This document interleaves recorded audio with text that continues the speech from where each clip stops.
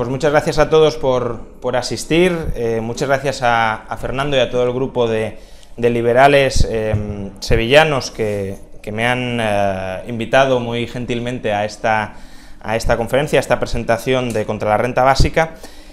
A ver, Contra la Renta Básica es un libro que, quizá por el título, sea un poco engañoso, porque parece que todo el libro está dedicado a refutar la idea de un programa gubernamental de redistribución de la renta que, bueno, ahora mismo no está implantado en ninguna parte del mundo, pero sí que es verdad que poco a poco es muy probable que vaya ganando importancia, que vaya ganando relevancia, incluso dentro de España ya lo han propuesto diversos partidos políticos. El último que lo hizo de manera más destacada fue Podemos en las elecciones europeas, pero es verdad que no está presente en ninguna parte del mundo y por tanto que puede parecer pues un objetivo, un blanco demasiado distante o demasiado poco importante.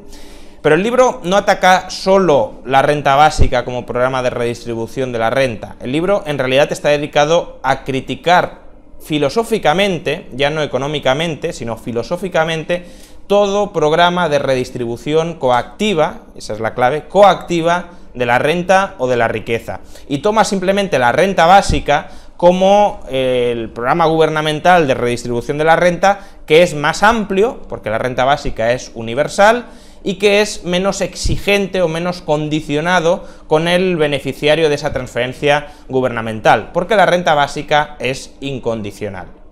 Para que tengáis bien claro qué es la renta básica, uno de sus mayores defensores, el filósofo belga Philippe Van Parijs, defiende que la renta básica la tienen que cobrar incluso los surfistas de Malibú. No es un chiste, es verdad, los surfistas de Malibú, que están todo el día surfeando, que no tienen ningún interés en trabajar, que no es que estén pasando penurias porque el clima económico les impide encontrar un trabajo, sino porque no quieren trabajar. Pues bien, a esas personas, según Van Parijs, les tendríamos que pagar una renta básica, por supuesto, costeada por todos los contribuyentes, en este caso estadounidenses, porque estamos hablando de las playas de Malibú. Bien, entonces, la oposición a la renta básica puede parecer más sencilla de lo que realmente es, porque hay mucho trabajo y muchos argumentos filosóficos detrás que conviene ir refutando poco a poco, pero desde luego lo que es más complicado, y la tarea en la que espero que el libro contribuya a avanzar en ella, es criticar filosóficamente por qué la redistribución coactiva de la renta está mal, por qué el Estado no tiene autoridad política para redistribuir coactivamente la renta. Entonces, si me permitís,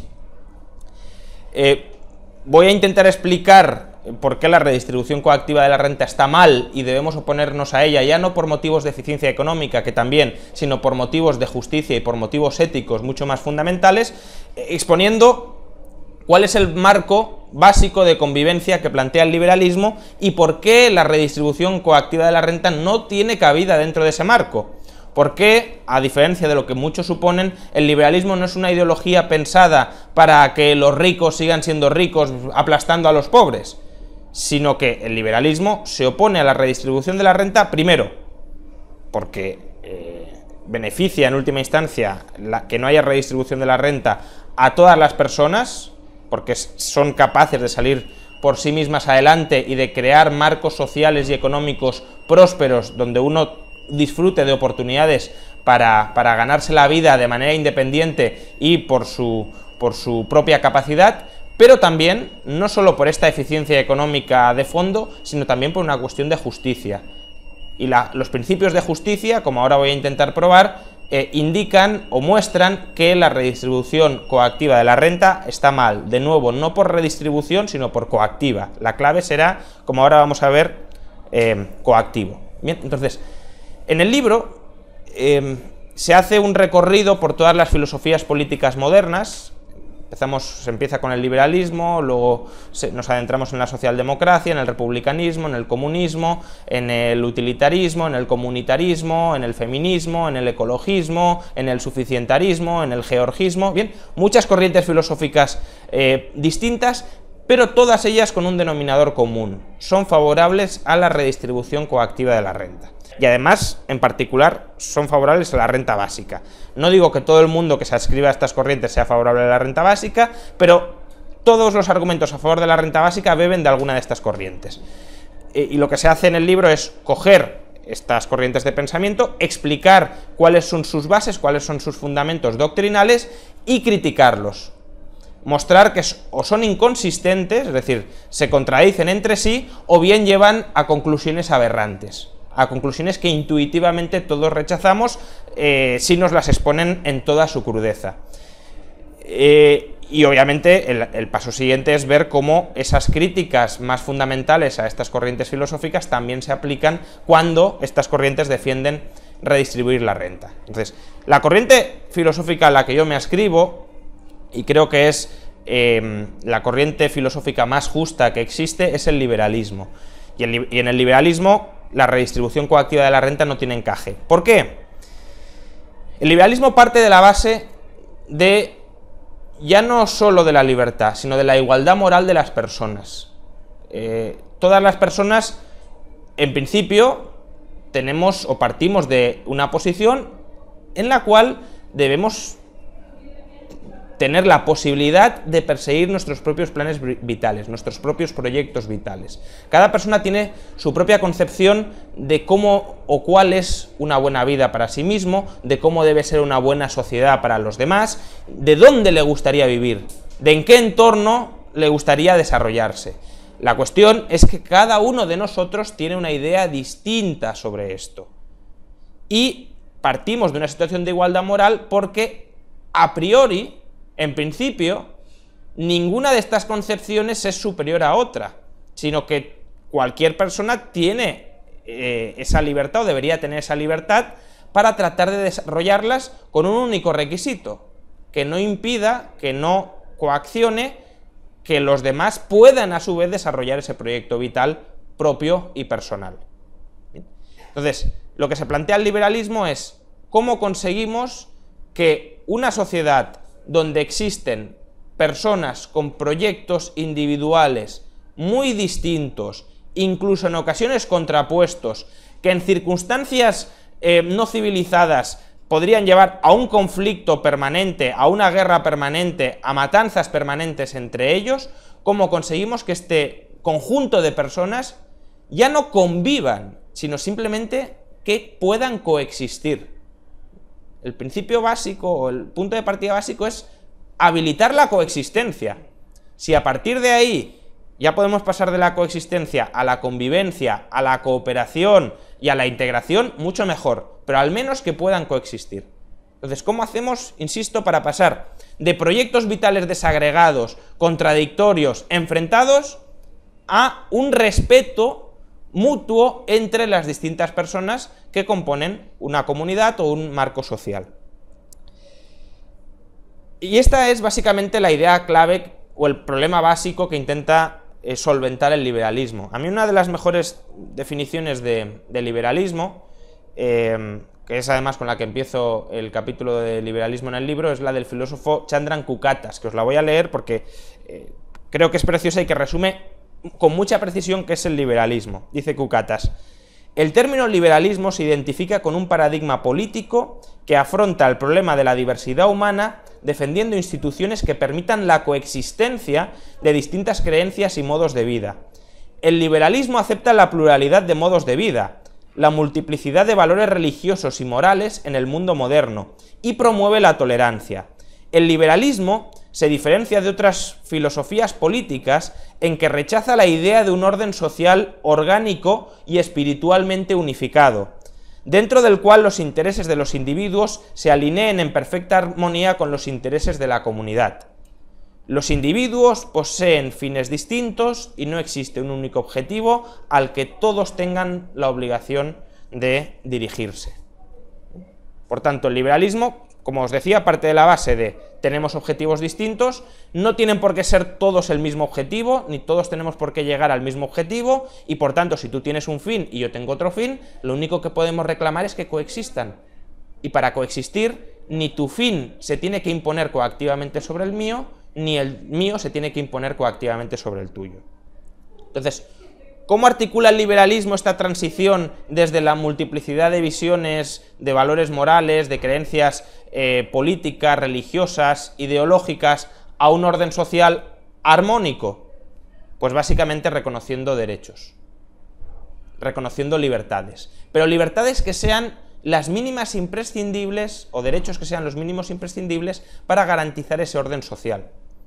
no derechos de corte positivo en la mayoría de los casos como los que existen hoy, porque recordad que siempre que existe un derecho, como contrapartida existe una obligación, y una obligación lo que provoca en el obligado es que tenga que someterse a los fines de una tercera persona por la fuerza, porque tiene la obligación de hacerlo.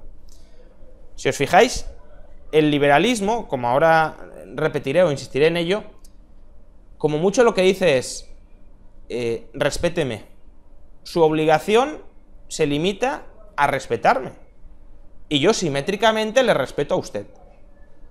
Es verdad que sigue pesando sobre nosotros una obligación, la obligación de no matarte, de no esclavizarte, etc., pero es una obligación la mínima imprescindible para que tu proyecto vital y el mío puedan, ya digo, coexistir.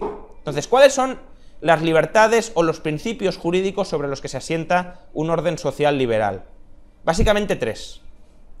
Primero, el principio de libertad. Indubio pro libertate, en caso de duda que prevalezca la libertad.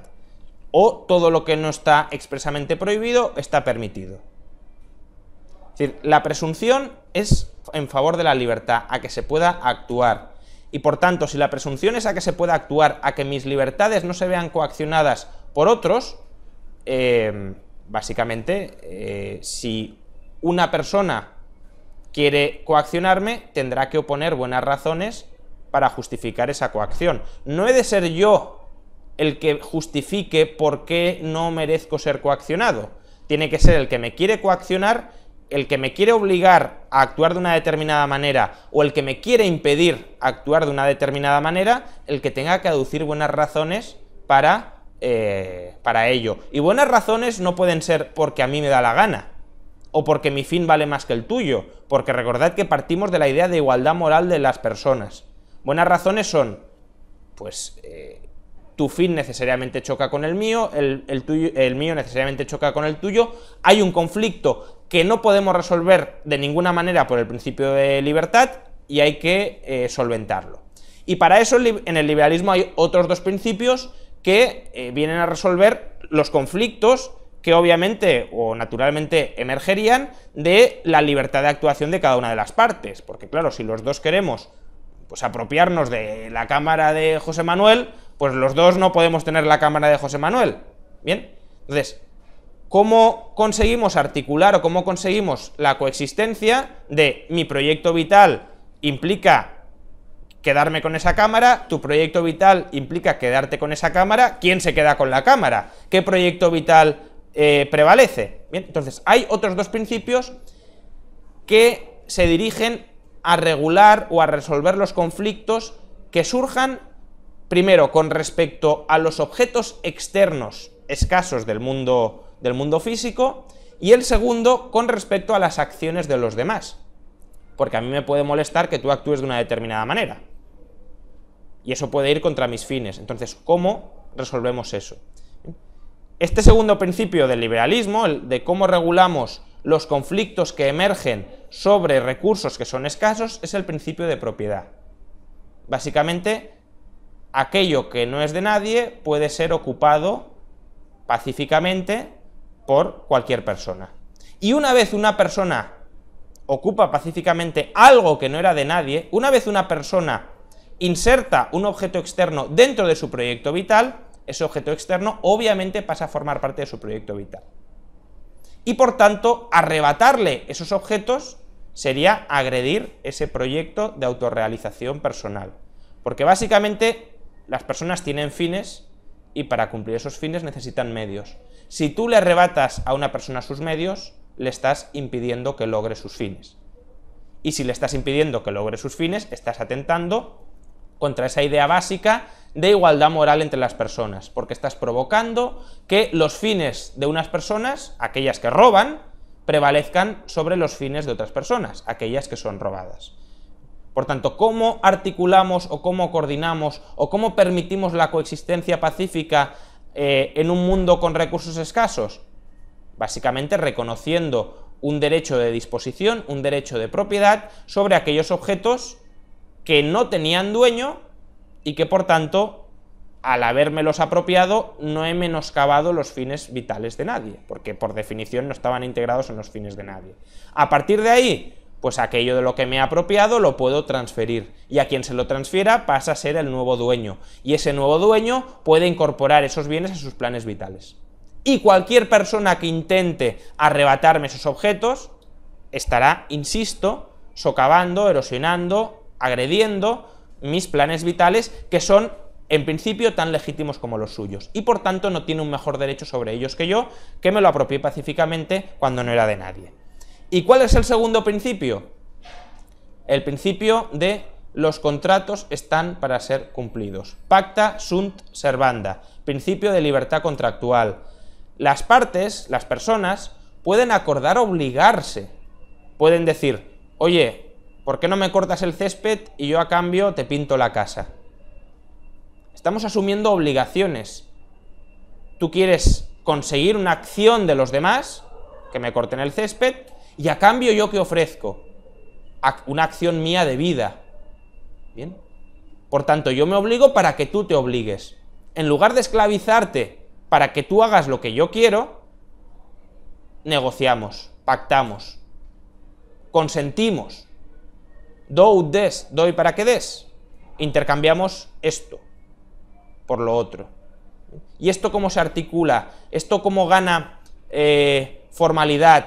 ¿Cómo gana solidez jurídica? A través de un contrato, que es la forma quizá más sofisticada de regular las acciones de los demás. Tú te obligas, es decir, tú admites que tienes la obligación de dirigirte hacia este fin porque lo has pactado. ¿Y por qué lo has pactado? Porque yo además te habré dado algo a cambio que tú valorabas en mayor medida que aquello en lo que te has obligado. Bien, si os fijáis con estos tres principios, principio de libertad, principio de propiedad y principio de autonomía contractual, se sientan las bases para resolver prácticamente cualquier conflicto que pueda emerger de la convivencia humana. No digo que automáticamente se resuelva con estos tres conflictos. La casuística diaria es mucho más compleja que todo esto. Es decir, obviamente, no estoy diciendo que los tribunales sean prescindibles, que los abogados sean prescindibles, etc. El derecho práctico se dirige precisamente a estos problemas más concretos, cómo los resolvemos atendiendo a estos principios generales del derecho.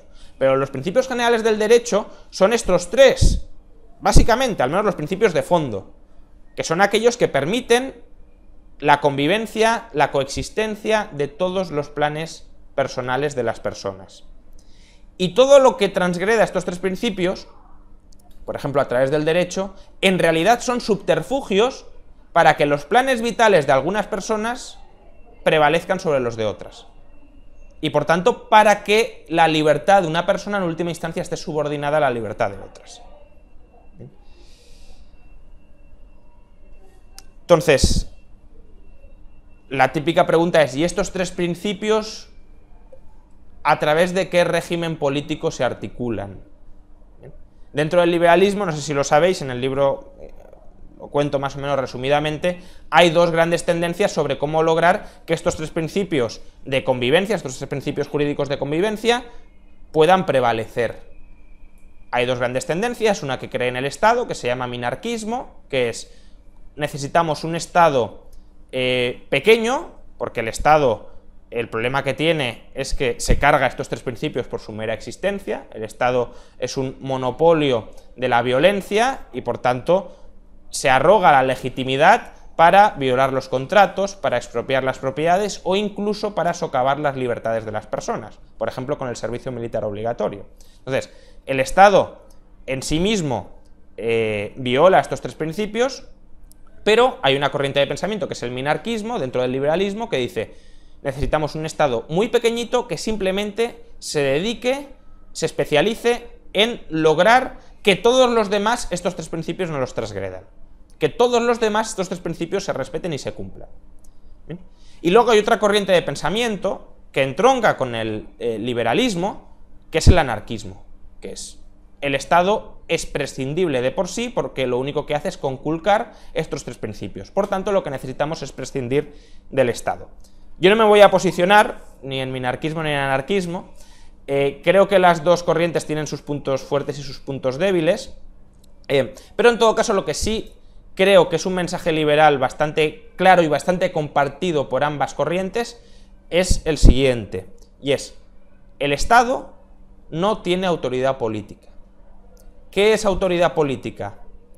El derecho a comportarse de manera distinta a la que se puede comportar un particular. El Estado no está legitimado a hacer nada que un particular no estuviese legitimado a hacer. El Estado, efectivamente, si ve a un señor que está matando a otro, puede mandar a sus cuerpos policiales para defender al que está siendo agredido. Pero lo puede hacer porque cualquiera de nosotros podría hacerlo.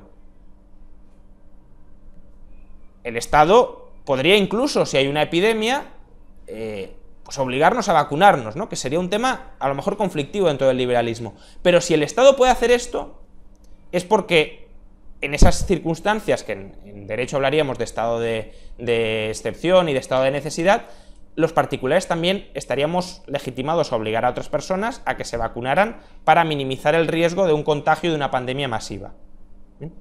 Pero que el Estado no tiene una excepcionalidad ética o una excepcionalidad moral para comportarse de maneras distintas a las que los particulares se pueden comportar. Y de ahí viene toda la idea, luego liberal minarquista, de representación y de delegación del Estado como gestor de esos derechos individuales y de la protección de esos derechos individuales.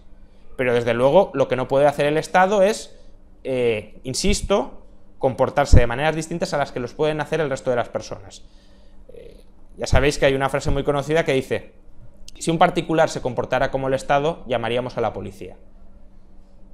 ¿Por qué? Porque hoy mismo, en la actualidad, el Estado está comportándose de maneras, o está tomando decisiones, o está tomando actuaciones que si las hiciera un particular lo llamaríamos mafioso. Pero como lo hace un señor que tiene autoridad política socialmente reconocida, aunque no exista base para esa autoridad política, pero la gente se la reconoce por no haberse planteado la cuestión de fondo, como lo hace un señor que se llama Montoro, pues no pasa nada. Pero imaginad que cualquiera de vosotros va a su vecino y le dice: dame tu cartera.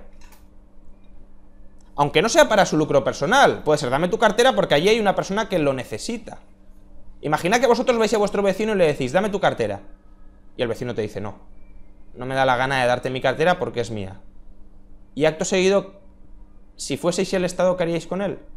Lo secuestraríais y lo encerraríais en un cuarto, que se llama cárcel y se llama delito por fraude fiscal. Si hiciéramos esto, nos encerrarían a nosotros por secuestradores.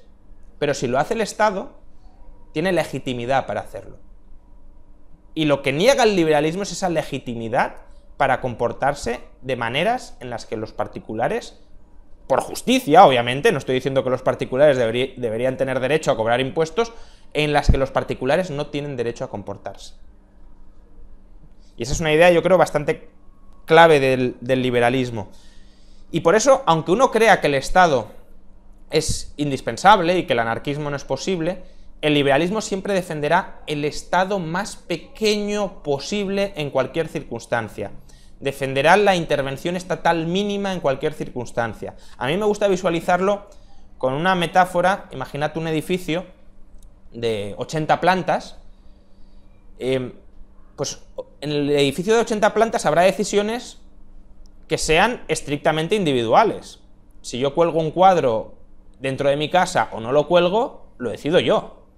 No ha de venir la comunidad de vecinos a decirme: no, dentro de tu casa cuelga este cuadro. Y a tus hijos, mira, a tus hijos dales a leer estos libros, no los otros.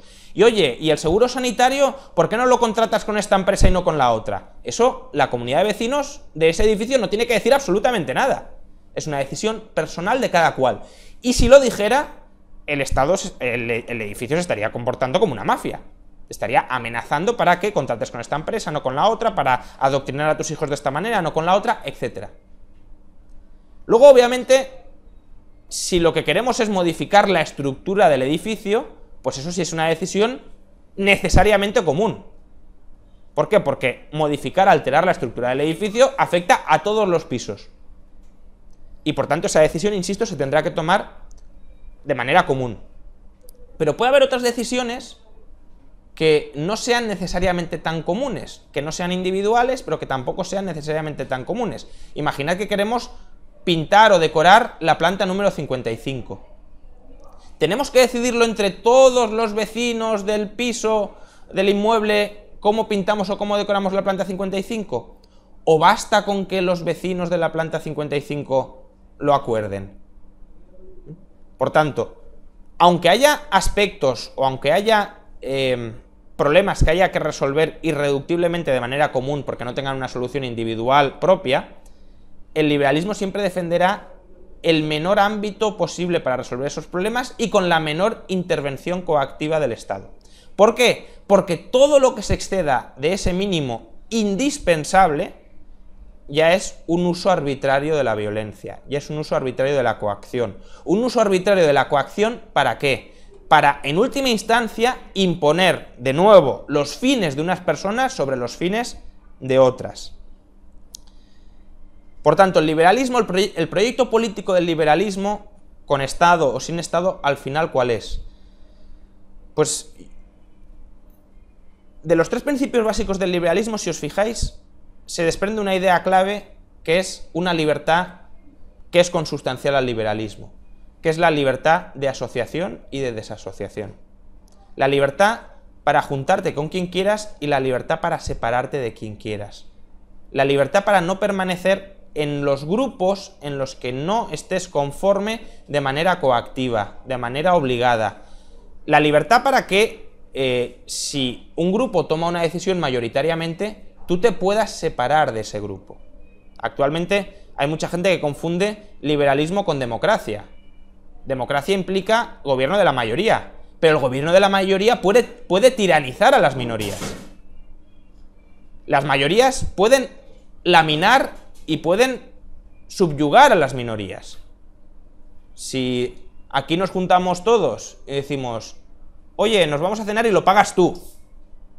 Votaciones, todos a favor. Bien, sería una decisión mayoritaria, casi unánime. ¿Pero ese señor ha dado su consentimiento de someterse a esa votación? No, no lo ha dado, pero lo incluimos por la fuerza. En esas condiciones, sí que es verdad que la democracia es dos lobos y un cordero votando qué hay para cenar.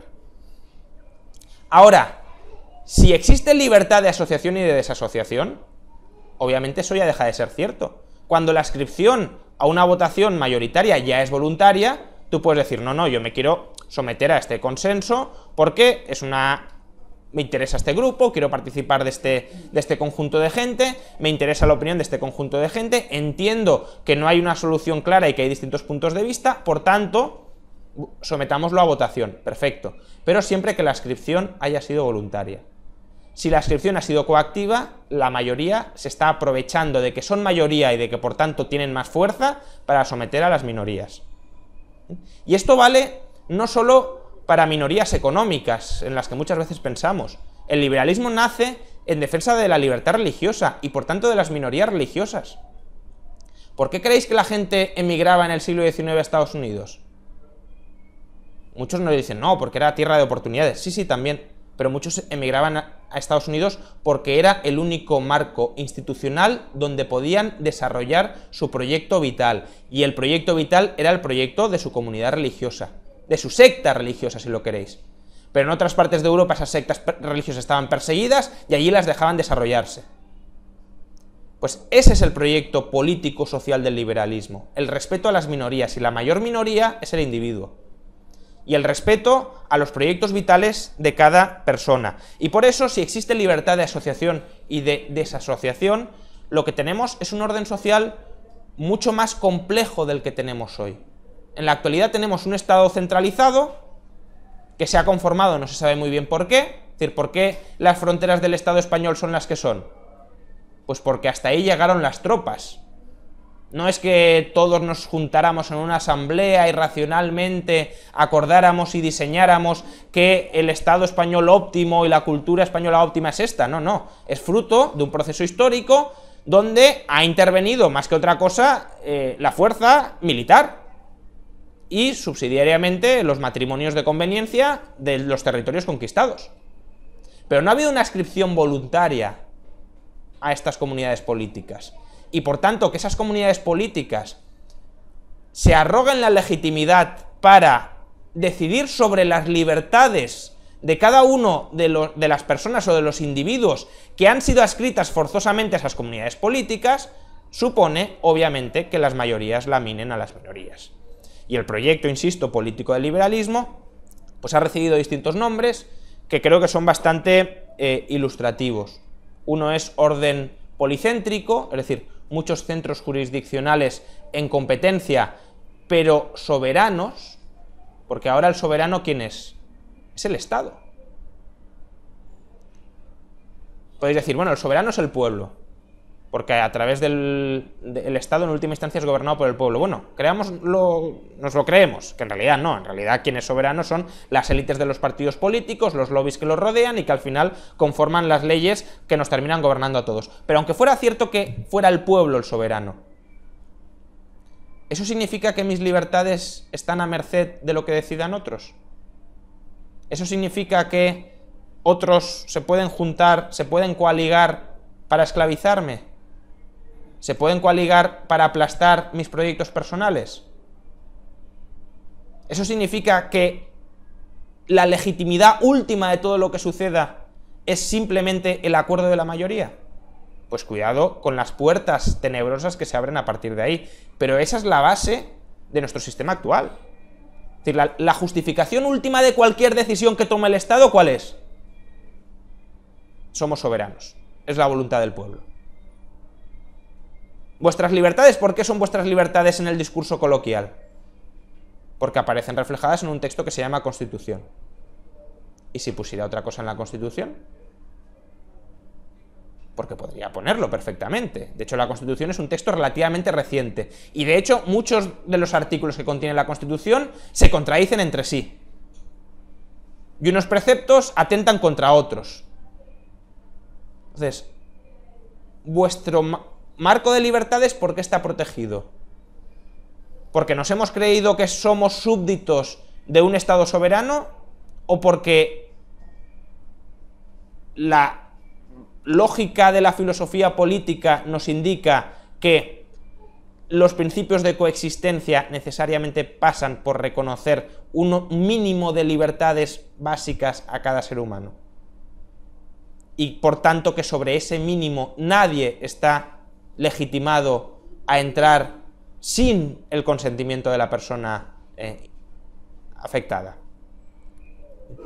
Entonces, uno es jurisdicciones orden policéntrico, otro es el de jurisdicciones solapadas y competitivas, es decir, múltiples marcos jurídicos que estén compitiendo. Otro de Cucatas, el filósofo que os he citado antes, que habla de archipiélago de comunidades políticas, es decir, no un marco espiritual unificado, sino muchos islotes de comunidades independientes que se pueden asociar o desasociar voluntariamente entre sí. O en última instancia el orden espontáneo hayekiano, del que muy probablemente habréis escuchado hablar en muchas ocasiones. Que esa es en última instancia, por cierto, también la idea de la mano invisible de Adam Smith. La mano invisible de Adam Smith no es un planificador central al que nadie vea. Es un orden que se alcanza sin que nadie lo haya planificado. Y que es análogo a aquel que hubiese sido planificado, pero sin que nadie lo haya hecho. De hecho, es mejor que si lo hubiesen planificado, porque si lo hubiesen planificado sería un horror.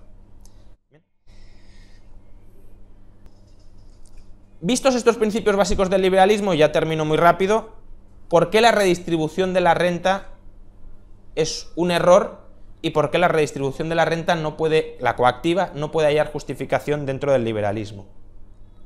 Básicamente hay dos teorías sobre la distribución de los recursos, sobre la justicia distributiva. Uno es la visión consecuencialista, que significa una determinada distribución de los recursos es justa o injusta según el resultado final. Si el resultado final no me gusta, es injusta. Si el resultado final me gusta, es justa. Y la otra visión, que es la liberal, es la visión procedimentalista. Una determinada distribución de los recursos es justa si el proceso por el que se ha conformado ha sido justo. ¿Me gusta el resultado final o no? Porque si os fijáis, todos tenemos una opinión distinta sobre cuál debería ser el resultado final de una distribución de los recursos. Si todos fuéramos ultra egoístas, diríamos todos los recursos para mí. Pero claro, eso no es posible que todos hagamos prevalecer esa visión de justicia distributiva de carácter consecuencialista. Otros podrían decir, no, para mí esto y para los demás un 10% a cada uno. Pero ¿por qué un 10 y no a uno un 8, a otro un 2? Visiones de cómo deben estar organizados los recursos o cómo deben estar distribuidos los recursos, las hay múltiples.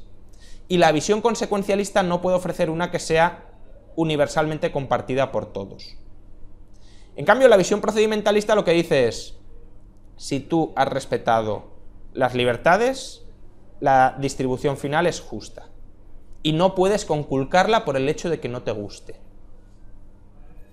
Robert Nozick, uno de los filósofos liberales más importantes del siglo XX, ponía como ejemplo a un jugador de la NBA de la época, Bill Chamberlain, que hoy pues obviamente ya nadie conoce. Podríamos poner por ejemplo el caso de Messi, ¿no? Messi es multimillonario. Si uno se ascribe a la visión consecuencialista diría, esto es injusto. O puede decirlo, a mí no me gusta que haya tantos desniveles de riqueza. No me gusta que haya gente que sea muy rica y gente que sea muy pobre. Pero ¿cómo se ha convertido Messi en multimillonario? Pues imaginad que, al final el contrato ha sido un poco más complejo, pero imaginad que el contrato fuera, yo voy a jugar en el Camp Nou y de cada entrada que voluntariamente pague la gente para verme jugar, yo me quedo con 10 euros. Pues claro, si año tras año millones de personas han pagado indirectamente 10 euros para ver jugar a Messi, ¿por qué es injusto que Messi tenga 10 millones, 20, 100 millones de euros? ¿Con qué legitimidad se los podríamos arrebatar? ¿Es que acaso no se los hemos transferido voluntariamente y esa transferencia voluntaria no ha sido por tanto justa? ¿Con qué legitimidad conculcamos o violamos una distribución justa de los recursos?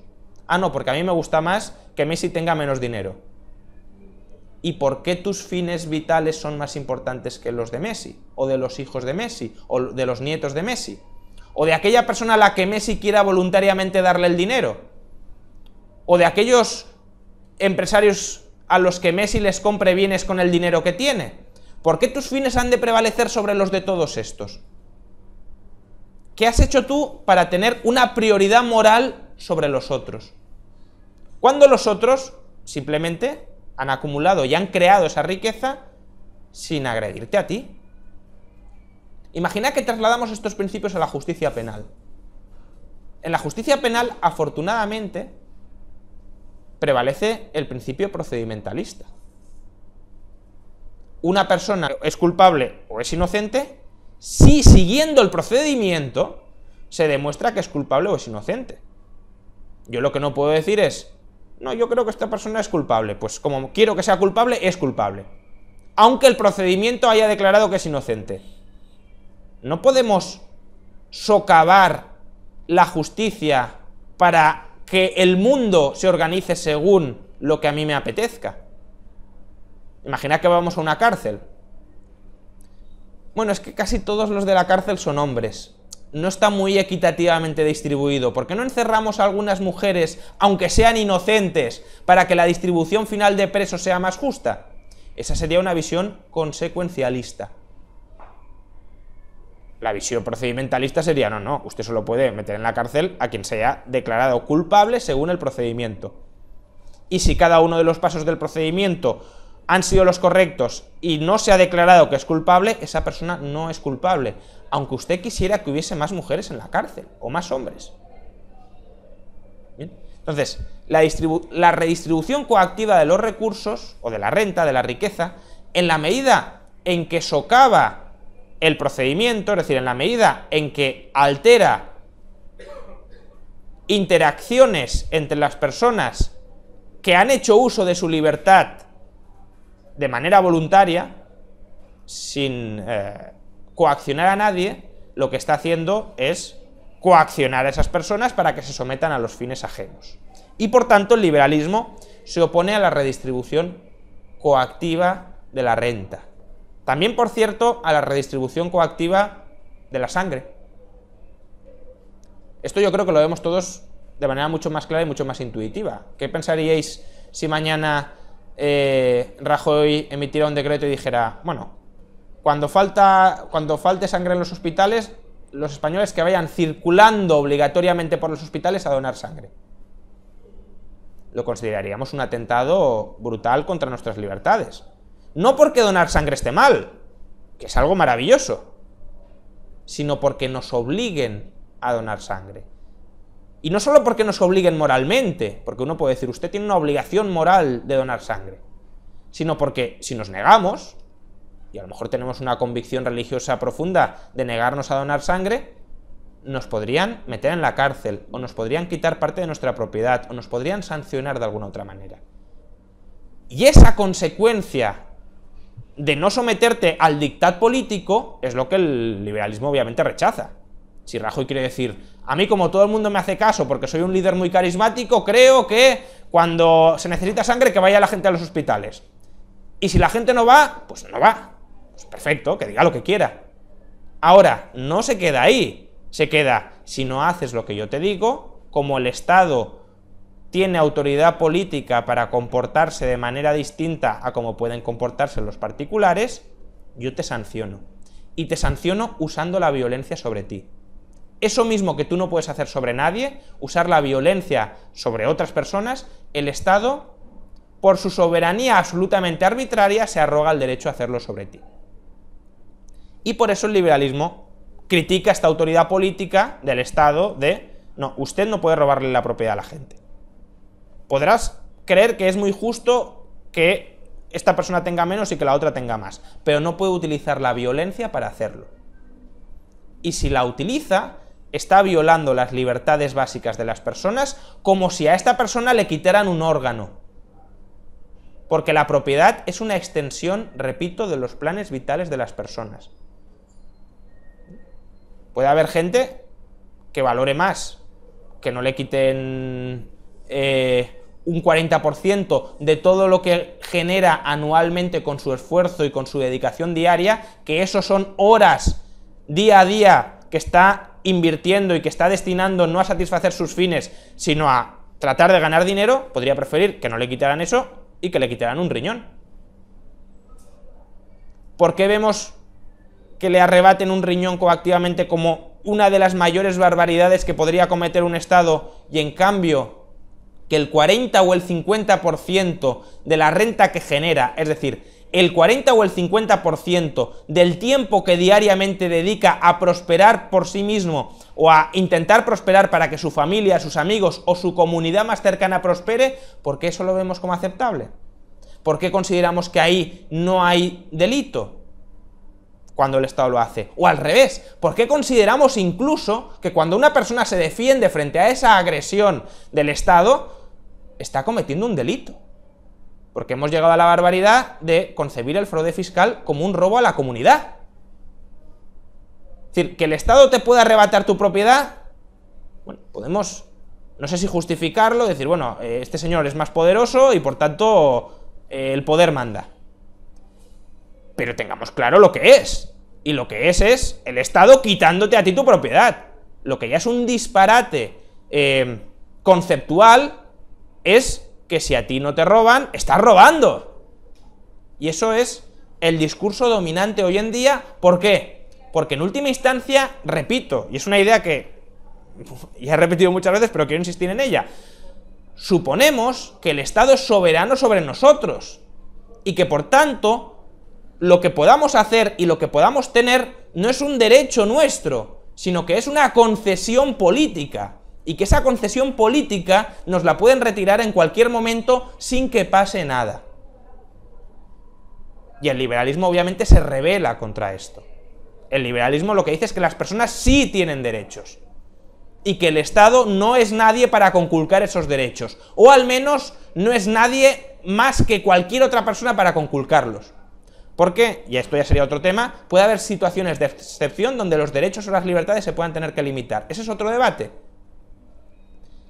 Pero si se tienen que limitar, se tendrán que limitar, lo haga el Estado o no lo haga el Estado. Lo que no tiene el Estado es legitimidad para crear arbitrariamente situaciones de excepción donde él decida cómo, cuándo y por qué limitar los derechos. Y por tanto, la idea básica, al final, la conclusión básica quizá un poco más palpable o más coloquial del liberalismo es un mensaje muy sencillo, y es, ni todo lo bueno tiene que ser obligatorio, ni todo lo malo tiene que estar prohibido.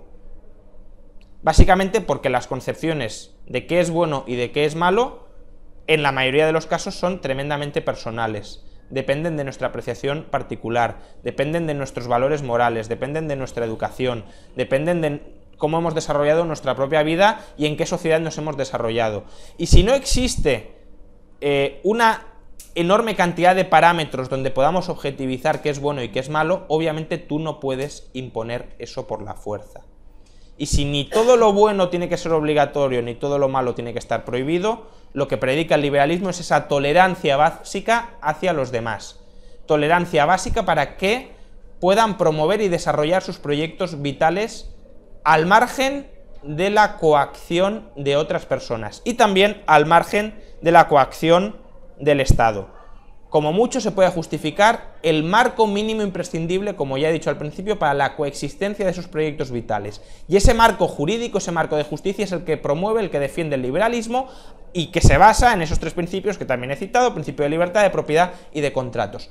Todo lo que exceda a ese mínimo y que lo exceda sin el consentimiento de las partes es una violación de sus derechos. Y por eso, y termino con esto, Nozick hablaba de que el liberalismo es un marco para las utopías.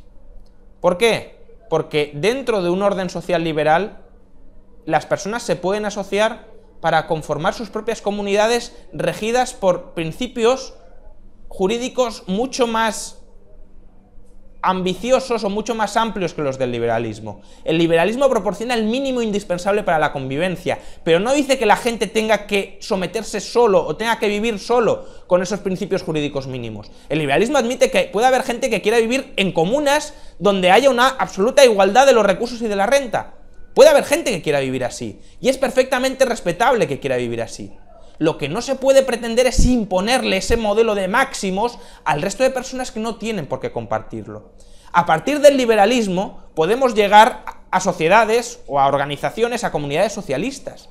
A partir del socialismo no se puede llegar a una sociedad liberal. Existe una asimetría absoluta de derechos. Yo en una sociedad liberal puedo montar una comuna socialista, en una sociedad socialista no puedo montar una empresa capitalista. Y por tanto el mínimo imprescindible para la convivencia, sobre el que componer otras utopías, utopías socialistas, utopías comunistas, utopías comunitaristas, utopías ecologistas, utopías feministas, todo es muy legítimo, siempre y cuando se compongan respetando las libertades y la voluntariedad de cada una de las partes. Y como a la inversa no es posible, el liberalismo es ese marco indispensable para las utopías que todos deberíamos defender para garantizar y para obtener esa coexistencia pacífica entre las personas. Muchas gracias.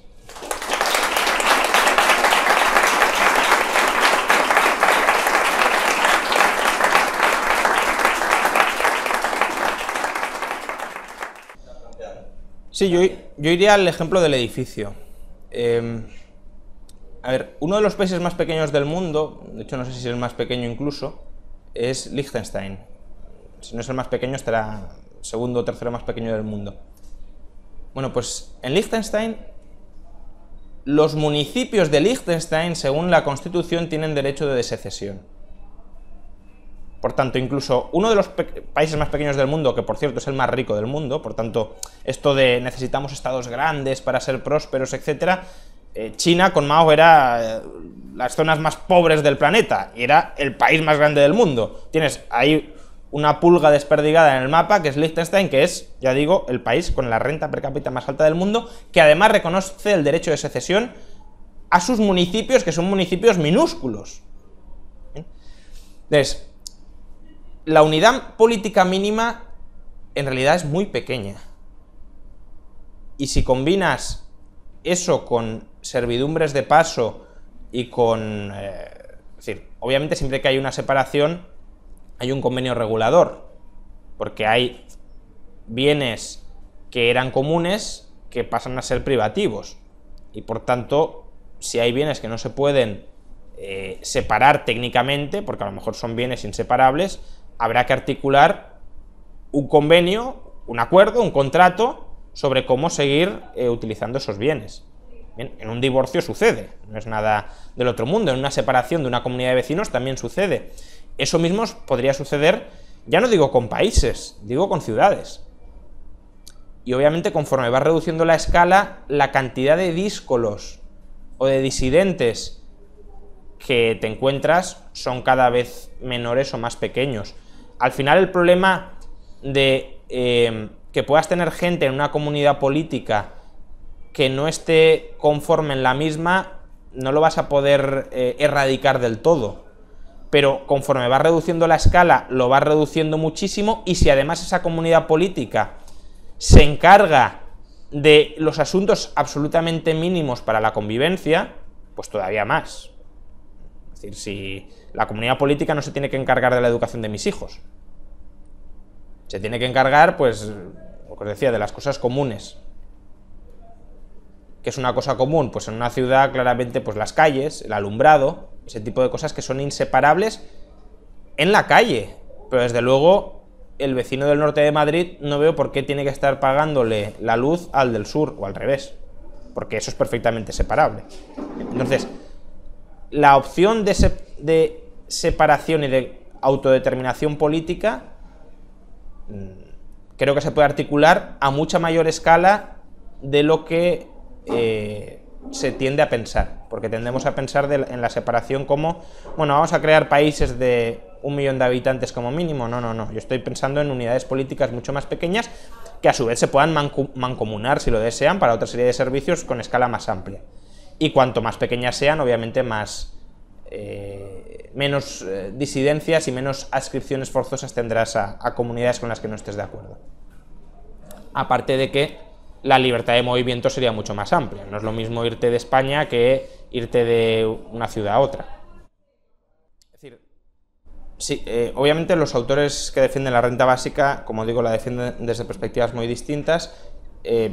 Sí hay autores, por supuesto, que defienden la renta básica simplemente por si lo queremos, mérito o la categoría de seres humanos. Somos seres humanos y merecemos recibir esa renta de la comunidad para poder ser verdaderamente libres. Esa sería una defensa, por ejemplo, republicana de la renta básica. Cuando hablo de republicanismo, por cierto, no me refiero a la ausencia de monarca, eso es la forma del Estado. Me estoy refiriendo a una corriente de pensamiento que se retrotrae a Roma y a la antigua Grecia.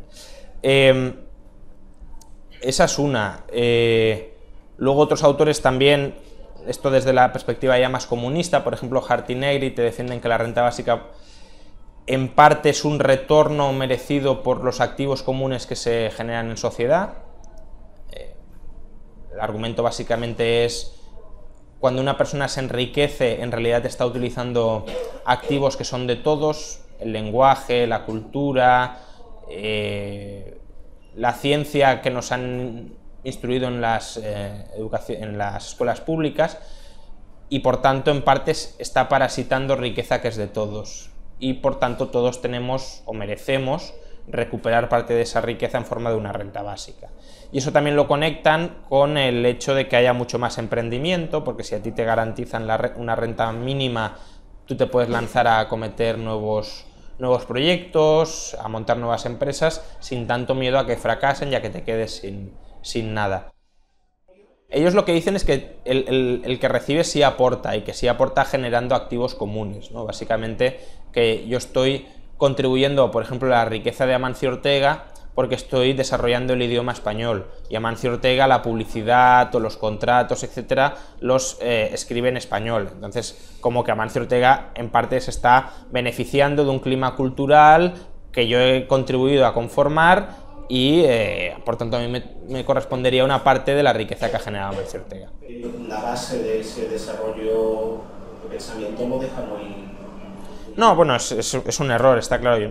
Vamos, en el libro critico esta idea de los activos comunales, porque lo que se está reclamando es una doble remuneración para quien ha contribuido a generar esos activos comunales. Me explico. Yo puedo estar contribuyendo al desarrollo del idioma español porque estoy dando esta conferencia. Pero yo estoy dando esta conferencia porque a mí ya me satisface suficientemente dar esta conferencia. Por tanto, yo ya he sido remunerado y he sido suficientemente pagado, subjetivamente, en este caso no monetariamente, subjetivamente por dar la conferencia. Si yo reclamo no solo esta satisfacción propia, sino una riqueza de otro señor, estoy pidiendo una doble remuneración. Estoy pidiendo que me paguen 2 veces por un mismo acto. Y en justicia penal ya sabéis que también hay otro principio que es el non bis in idem, no 2 veces la misma vez. ¿Bien? O no 2 veces sobre lo mismo. En este caso en el procedimiento penal, aquí sería en la remuneración. Entonces, ¿que los activos comunales son una externalidad positiva? Sí. Pero es una externalidad positiva que ya ha sido plenamente internalizada porque, precisamente, si no lo hubiese sido, no se hubiesen creado esos activos comunales. Y además, la idea de que Amancio Ortega se está aprovechando de algo que no estaba a disposición de los demás es falso, porque el idioma español lo manejamos todos, pero Amancio Ortega no somos todos. Por tanto, Amancio Ortega se queda con el valor diferencial que ha generado gracias al uso especializado de esos activos comunales, y a nosotros no nos toca nada por eso.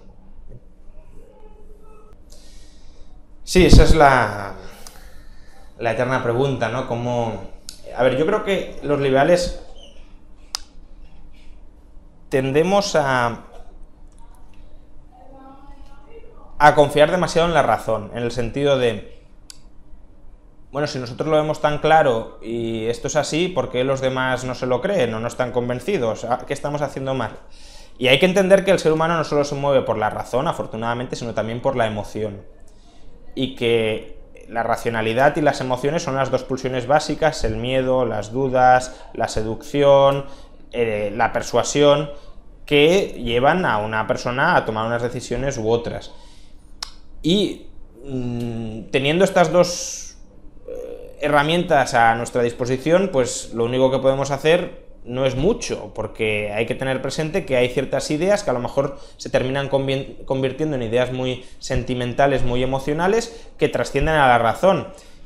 Pero por un lado hay que dar la batalla de las ideas, lo que siempre digo, esto está mal, por esto, por lo otro y por aquello. Y otro concepto, que a lo mejor nos repetimos lo suficientemente, es dar no solo la batalla por las ideas, sino también la batalla por los ideales. Porque los ideales apelan mucho más a la emoción, ya conceptos por los cuales uno podría llegar a estar dispuesto a sacrificar su vida. ¿Bien? Entonces, los ideales son importantes porque son principios rectores de nuestro comportamiento y son principios rectores que apelan a nuestra interioridad más íntima. Y esa batalla también hemos de darla. No solo podemos quedarnos en una persuasión absolutamente robotizada, sino que hay que hacer una defensa mucho más cercana y mucho más entendible y mucho más bella y atractiva de la libertad. Porque al final muchas de las cosas que hoy están haciendo los políticos no las podrían haber hecho jamás en el siglo XIX. Afortunadamente otras que se hacían en el siglo XIX hoy ya no las pueden hacer. No digo que en todo estemos peor. ¿Bien? En muchas cosas hemos mejorado, pero en otras desde luego hemos empeorado. ¿Y por qué no las podrían hacer? Porque la gente del siglo XIX procesaba mentalmente y valoraba los costes y los beneficios de esta medida y decía, no, esto no me conviene. No. Decía, usted no puede restringir mis libertades porque mis libertades están por encima de usted. Y eso es un ideal muy claro, es un ideal de mantener sometido, controlado y acotado al poder político. Y es un ideal de que el poder político es tu siervo, no eres tú el siervo del poder político.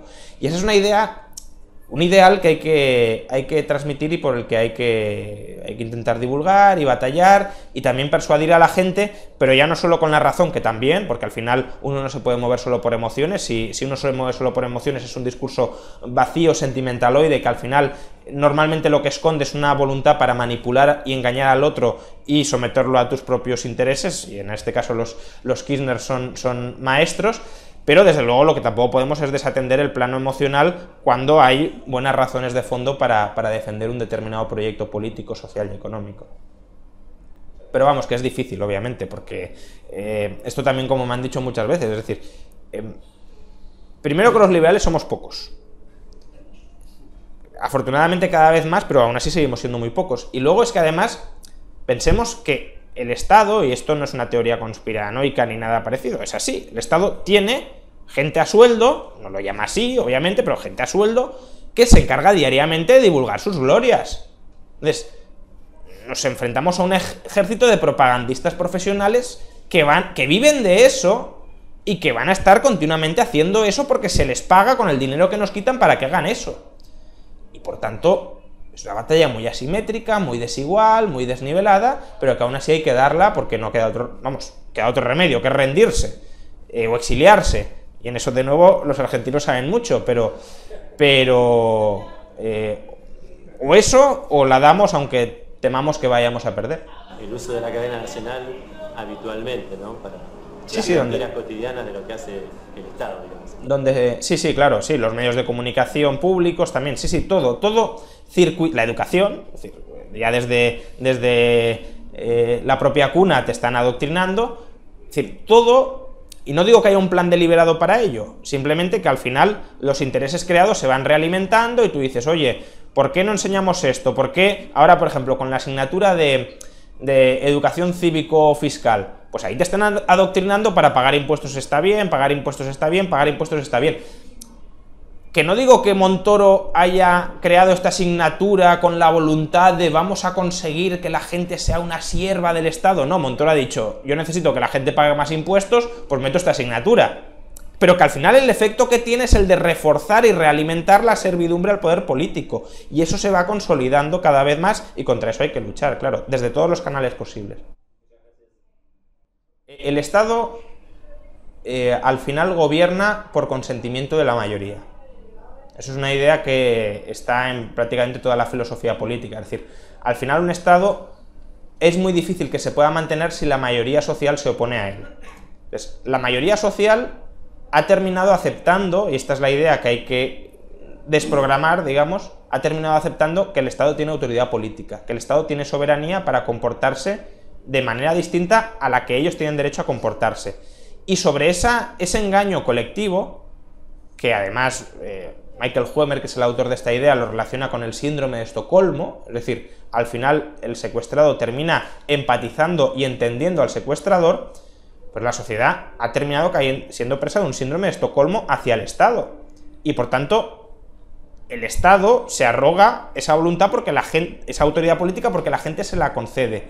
Pero en realidad lo que tenemos que decir los liberales es, creo, ¿no? El emperador está desnudo y hay que cortarle la cabeza. Entonces, ese es el discurso de el Estado no tiene autoridad política. Pero claro, la gente cree que está vestido y que es un gobernante maravilloso y que se preocupa por nuestro bienestar en todo momento. Ah, vale, te refieres al minarquismo, ¿qué justificación tiene?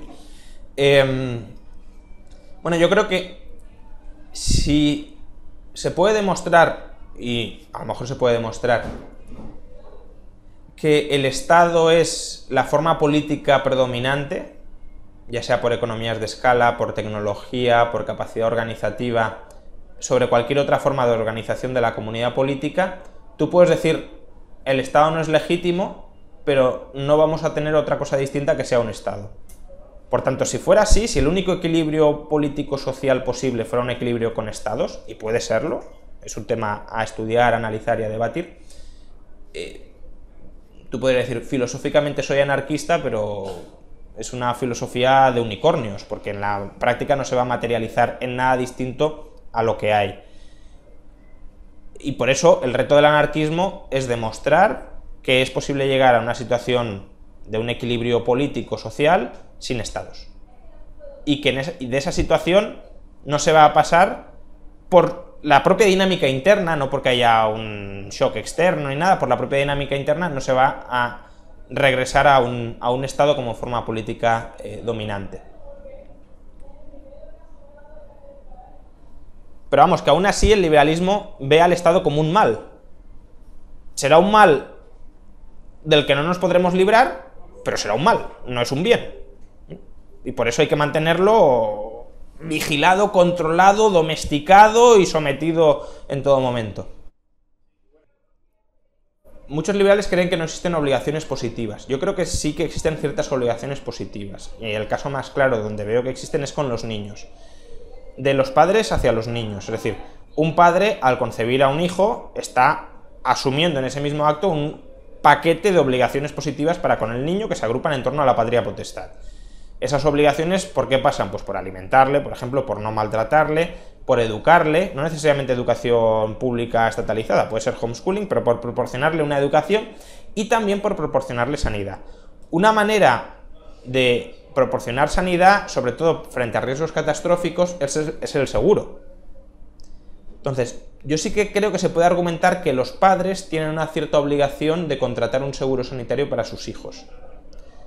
Quien no tiene la obligación de contratarlo son los adultos. Un adulto para sí mismo no tiene obligación de tener un seguro. Si luego tiene un riesgo y no lo ha contratado, pues se ha expuesto a ese riesgo. Y un niño, cuando se emancipa, tiene el derecho a no seguir pagando ese seguro. Pero los niños, insisto, por la propia configuración del seguro, creo que es muy complicado que, es decir, una persona que llegue a los 20 años y no ha sido asegurada previamente, a los 20 años puede ser ya inasegurable. Con lo cual ahí los padres habrían incumplido su obligación, y es permitirle llegar a la edad adulta sin ningún menoscabo y sin ninguna imposibilidad de desarrollarse como persona. Pero vamos, el problema del seguro de Obama es que no es para los niños, es para los adultos. Entonces estás tratando a los adultos como niños, y ese es el problema del Estado en última instancia. Yo soy muy favorable a la libertad de movimientos de personas, y lo soy por los mismos motivos que lo soy de la libertad de movimientos de personas dentro de las fronteras de un país. Porque este es un debate que muchas veces no nos planteamos. ¿Por qué entre Madrid y Sevilla no hay fronteras? Podría haberlas. Y muchos de los argumentos que se utilizan para justificar las fronteras externas se podrían aplicar para las fronteras internas. ¿Por qué no las hay? Pues al final el único argumento que se emplea para que no las haya dentro y si las haya afuera es que los dos son españoles. ¿Y qué pasa? ¿Que los españoles tenemos más derechos que los extranjeros? ¿Los derechos están vinculados a la nacionalidad? ¿No partíamos de una igualdad moral de todas las personas y de unas libertades mínimas compartidas? Y en cuanto a... Sí, bueno, y sobre el estado de bienestar, que es una pregunta muy pertinente, eso puede... Es decir, el estado de bienestar obviamente es distorsionador también en este punto, porque es verdad que actúa como efecto llamada, no digamos ya si implantas una renta básica, que es todo el que entre, una paga sin nada. Pero ahí tienes varias opciones.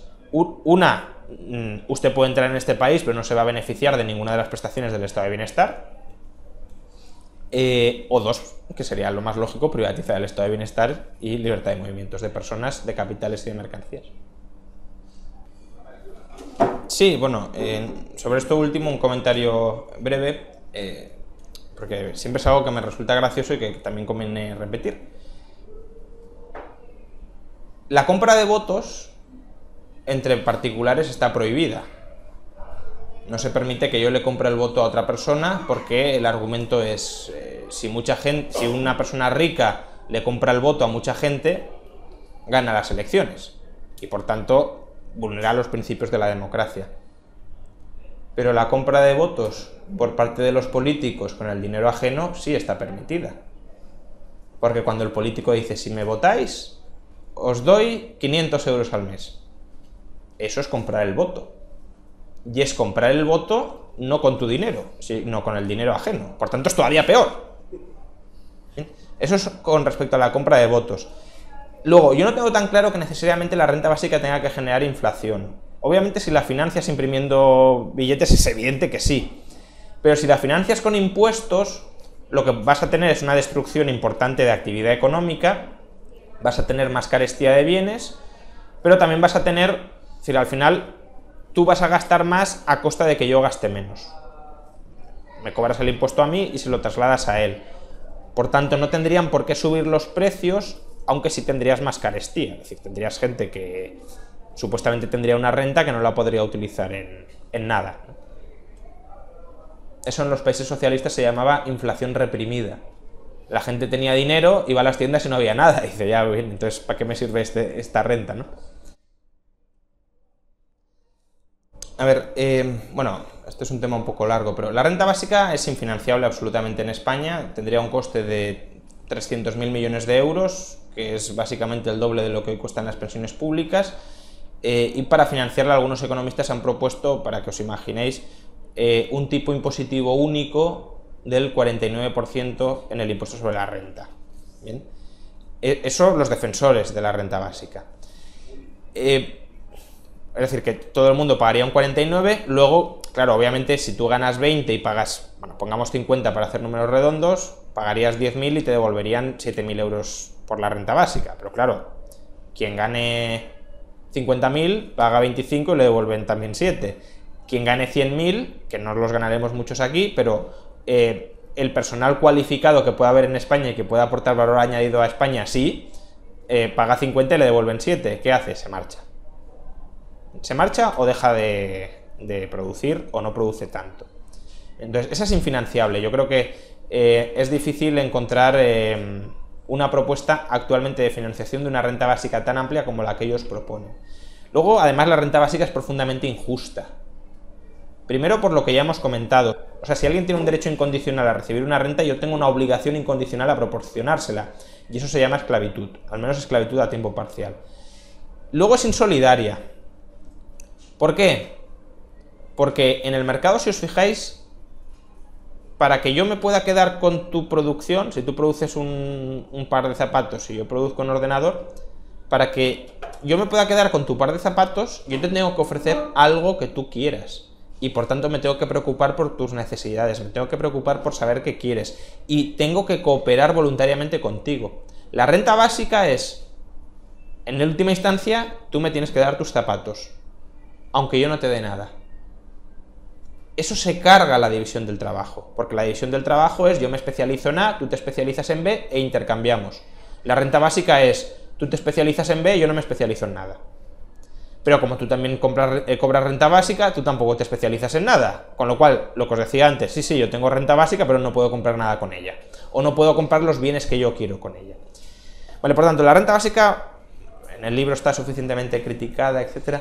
Pero yo querría, ya que ha salido el tema de las rentas mínimas, sí que querría hacer una pequeña defensa de las rentas mínimas, porque yo en el libro defiendo la posibilidad o la posible legitimidad de las llamadas rentas mínimas de inserción, que es algo parecido a lo que ha propuesto el Partido Socialista o a lo que ahora mismo propone Podemos, pero lo defiendo con una serie de requisitos que obviamente no son los que están encima de la mesa. El primer requisito es que estemos en una sociedad liberal. Es decir, yo puedo llegar a entender, y de hecho creo que se pueden dar ciertos casos, que haya gente que transitoriamente en una gran sociedad liberal, en una sociedad abierta, queden descolgadas y que pues puedan estar pasando por una situación de privación absoluta y que esa gente diga, pues ten, una renta. Sería algo así como justificar el robo famélico, pero institucionalizado. Yo creo que además tiene que ser condicionado, es decir, si la persona puede salir adelante por sus medios, no tiene que cobrarla. Tiene que ser indemnizable, es decir, la persona que pague la renta básica tiene un derecho de recobro cuando la persona que la haya recibido haya salido de esa situación de adversidad, etc. Pero es que la situación en la que estamos hoy es el Estado al 99% de la gente no le deja trabajar, y si le deja trabajar lo pauperiza quitándole dinero, y luego, claro, dicen, no, es que no tienen lo mínimo para salir adelante. ¿No será más fácil que en lugar de darles con una mano les dejes de quitar con la otra? Entonces, dado que no estamos en ese marco liberal, yo ahí me opongo a la renta mínima. Sería favorable la renta mínima si dijéramos, vamos a liberalizar todo el mercado laboral, vamos a reducir el Estado al mínimo imprescindible. Y si en esas condiciones hay gente que no puede salir adelante, renta mínima. Pero claro, decir, no, es que hay 5 millones de parados, parece que sea una plaga bíblica que nos haya afectado a los españoles. Y luego ves que Portugal, que son vecinos y que están intervenidos y que han tenido una crisis tan grave como la nuestra, tienen el 11 o el 12. ¿Qué pasa? Nosotros el doble. Algo falla que es propio, que es característico y que viene de arriba, que viene del Estado y de las centrales sindicales y patronales que hay alrededor. Bueno, cambiemos eso y cuando eso haya surtido sus efectos, si todavía hay gente que no puede prosperar por sus medios, hablemos de renta mínima. Antes no. Porque antes lo que estás haciendo es crear dependientes.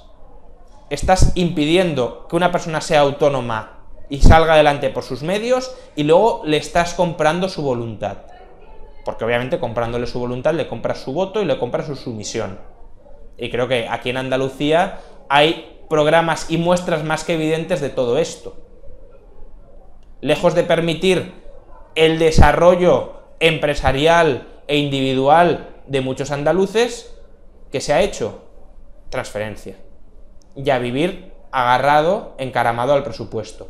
Y una vez se genera ese incentivo tan perverso, porque además es una transferencia sin condicionalidad alguna, no es decirle, no, esto es una transferencia que tiene usted que devolver y además búsquese las habichuelas para dejar de cobrarla lo antes posible porque ha sido capaz de salir adelante por sus medios. No, esto es, bueno, usted sigue aquí enchufado y obviamente recuerde muy bien quién le ha dado esta ayuda y esta transferencia. Porque para esto, en última instancia, lo hacemos, para crear siervos. Y que dice Andalucía, no es un problema solo de Andalucía, ya no solo tampoco de Extremadura. Si nos vamos a Asturias, toda la minería asturiana, ¿qué ha hecho? Exactamente lo mismo. Entonces, tienes un problema de reconversión productiva que se tiene que dar, y en lugar de que se dé, subsidias. Y mantienes subsidiando. Y al final no se da, y lo que haces es crear un conjunto de ciudadanos cuyo modo de vida únicamente es echar mano al presupuesto, es decir, al bolsillo de los demás. En lugar de estar contribuyendo a la comunidad, generando riqueza para la comunidad, están succionando, absorbiendo, parasitando la riqueza de quienes sí la generan. Algunos lo llaman justicia social, yo lo llamo injusticia generalizada en todos los ámbitos. Vale, tenemos que terminar aquí porque si no voy a perder el AVE, esa obra magnífica costeada por el dinero de todos los contribuyentes. Muchas gracias a todos por venir.